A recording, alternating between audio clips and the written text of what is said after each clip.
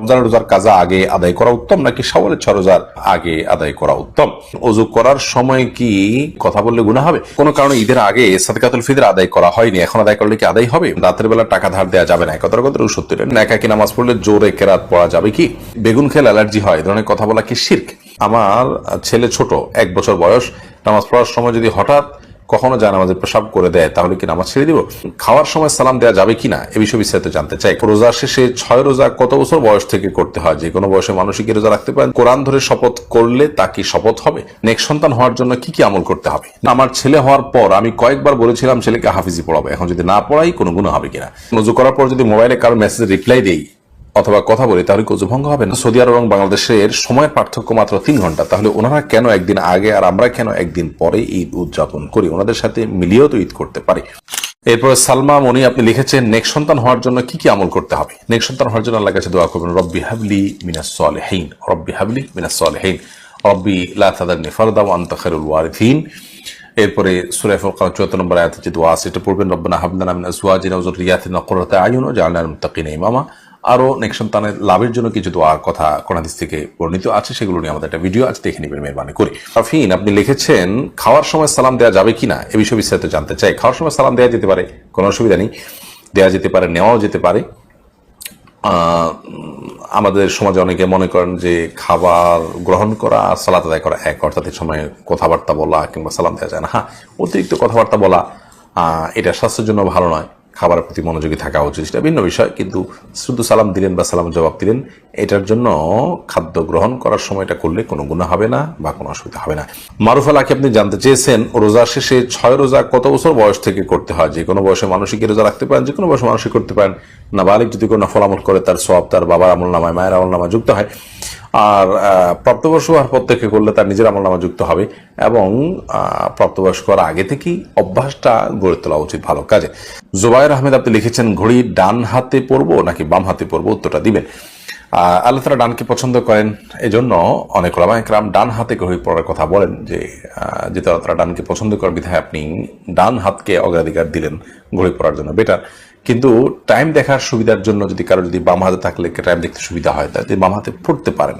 তানভীর রহমান আপনি লিখেছেন সৌদি আরব এবং বাংলাদেশের সময়ের পার্থক্য মাত্র 3 ঘন্টা, তাহলে ওনারা কেন একদিন আগে আর আমরা কেন একদিন পরে ঈদ উদযাপন করি? ওনাদের সাথে মিলিয়েও তো ঈদ করতে পারি। এই বিষয়ে একটু আগে আমরা বক্তব্য দিয়েছি, একটা প্রশ্ন উত্তর বিস্তারিত বলেছি, সেটি আশা করি শুনে নেবেন। আর একটি হাদিসও মাথায় রাখবেন, নবী করিম সাল্লাল্লাহু আলাইহি ওয়াসাল্লাম বলেছেন তোমরা ঈদ সেদিন উদযাপন করবে যেদিন লোকেরা ঈদ উদযাপন করে, অর্থাৎ সমাজের লোকেরা উদযাপন করে। আপনার সমাজে চাঁদ দেখা প্রমাণিত হওয়া এবং সেটাকে সমাজের মানুষ সেটাকে অনুসরণ করার উপর নির্ভর করে আপনাকে ঈদ উদযাপন করতে হবে, রোজা সিয়াম পালন করতে হবে।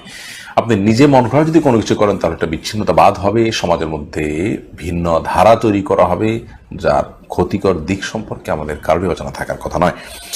সরকার সেলিম আপনি লিখেছেন একজন স্ত্রী তার স্বামীর ভয়ে পর্দা করে, কিন্তু স্বামীর অগোচরে পর্দা লঙ্ঘন করার অবস্থায় স্বামীর কি করণীয়? স্বামী যদি জানতে পারেন যে তার অগোচরে তিনি পর্দা লঙ্ঘন করে থাকেন, তাহলে তাকে নাসিহা করবেন, কাউন্সেলিং করবেন, তাকে শাসন করবেন, যেভাবে সম্ভব তাকে সঠিক পথে আনার চেষ্টা করবেন, বোঝাবেন। তারপর যদি তিনি লুকোচুরি করেন তাহলে সেক্ষেত্রে স্বামী অন্তত আল্লাহর কাছে দায়মুক্ত থাকবেন, এবং তিনি তার চেষ্টা যতটুকু করার ততটুকু তিনি করেছেন, এজন্য তিনি ইনশাআল্লাহ তার কাছে আজর পাবেন। সাদিয়া ইসলাম আপনি লিখেছেন ওযু করার পর যদি মোবাইলে কারো মেসেজ রিপ্লাই দেই অথবা কথা বলি তাহলে কি ওযু ভঙ্গ হবে না? এর কারণে ওযু ভঙ্গ হবে না। রাইয়ান হাসান পাটোয়ারি লিখেছেন আমার ছেলে হওয়ার পর আমি কয়েকবার বলেছিলাম ছেলেকে হাফিজি পড়াবো, এখন যদি না পড়াই কোনো গুনাহ হবে কিনা?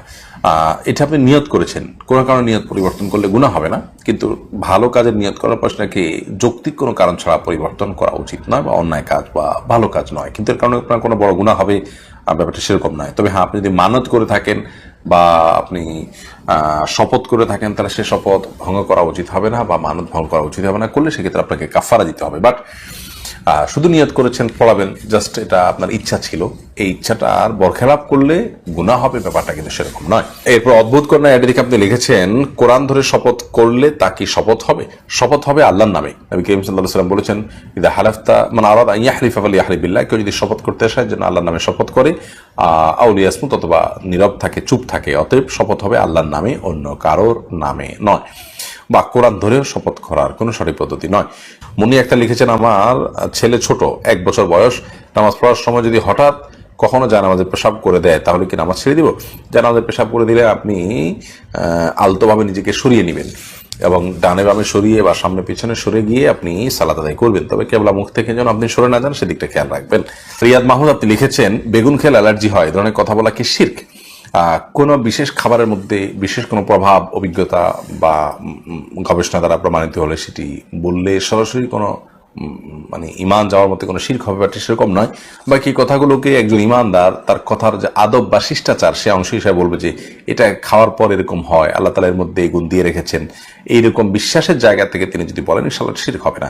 এরপর প্রশ্ন করছেন আবুল হাসান আপনি লিখেছেন কোনো কারণে ঈদের আগে সাদকাতুল ফিতর আদায় করা হয়নি, এখন আদায় করলে কি আদায় হবে? ভাই আবুল হাসান, ঈদুল ফিতরের আগে যদি কেউ সাদকাতুল ফিতর আদায় না করেন এখন সেটা আদায় করলে আর সাদকাতুল ফিতর আদায় হবে না, সেটা সাধারণ দান হবে।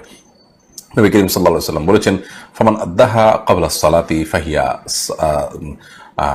তুকবাল ফাহিয়া সাদাকাতুম মাকবুলা, যদি কেউ ঈদের সালাতের আগে ফিতরা আদায় করে ঈদের নামাজের আগে তাহলে সেটা সাদকায়ে ফিতর হিসেবে ফিতরা হিসেবে কবুল হবে। ওমান আদ্দাহা বাদা সালাতি ফাহিয়া সাদাকাতুম মিনাস সাদাকাত, আর যদি কেউ ঈদুল ফিতরের নামাজের পরে এই ফিতরা আদায় করে তাহলে সেটা অন্য সাধারণ 10টা সাদকা বা সাধারণ দানের মতো একটা দান হবে, ফিতরা আদায় হবে না। বিধায় আপনি এখন আদায় করলে সেটা আর ফিতরা হবে না, আগে আদায় যদি না করা হয়ে থাকে তাহলে তার জন্য আল্লাহর কাছে ইস্তেগফার করা উচিত, ক্ষমা প্রার্থনা করা উচিত এবং একটা ওয়াজিব তরক করার কারণে আল্লাহ তাআলার কাছে লজ্জিত হওয়া উচিত, অনুতপ্ত হওয়া উচিত, যেন এই ভুলটা দ্বিতীয়বার না হয় সেজন্য সংকল্প করা উচিত। আফসার আদর এর দিকে আপনি লিখেছেন একাকী নামাজ পড়লে জোরে কেরাত পড়া যাবে কি?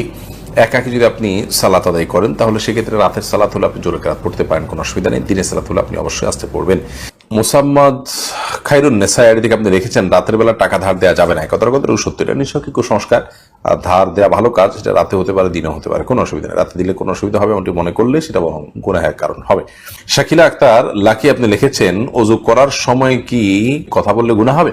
অজুর সময় কথা বললে গুনাহ হবে না, কিন্তু অজু একটা ইবাদত, আপনি বিসমিল্লাহ দিয়ে শুরু করেছেন, এখানে আপনাকে নির্দিষ্ট কিছু কাজ করতে হয়, কথা বলতে থাকলে পানির অপচয় হওয়ার সম্ভাবনা আছে, অথবা এক অঙ্গ শুকিয়ে আরেক অঙ্গ ধোয়ার আগে আগে শুকিয়ে যেতে পারে, যেটা সুন্নার খেলাফ হতে পারে, এই জন্য অতিরিক্ত কথা বলা উচিত না। বাকি একান্ত প্রয়োজনীয় এক দুটা কথা বলাতে অসুবিধা নেই।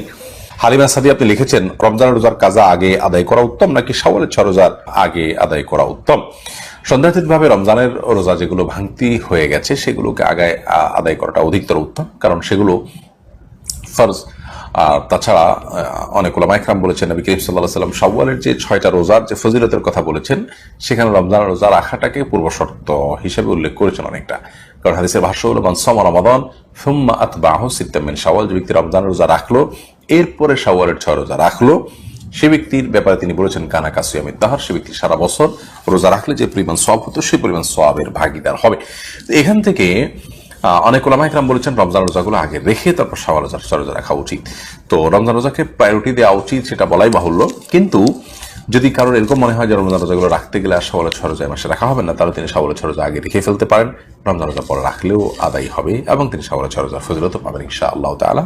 এটি যে সমস্ত ওলামা ইকরাম বলেছেন তাদের মতটা আমার কাছে বেশ গ্রহণযোগ্য মনে হয়।